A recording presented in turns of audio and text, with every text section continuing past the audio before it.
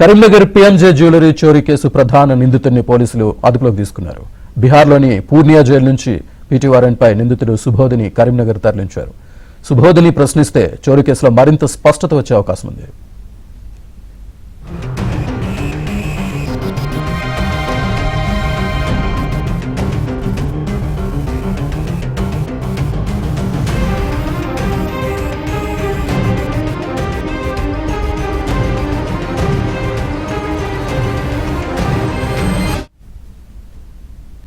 Karimnagar PMJ jewellery చోరీ case ప్రధాన నిందితుడిని పోలీసులు అదుపులోకి తీసుకున్నారు.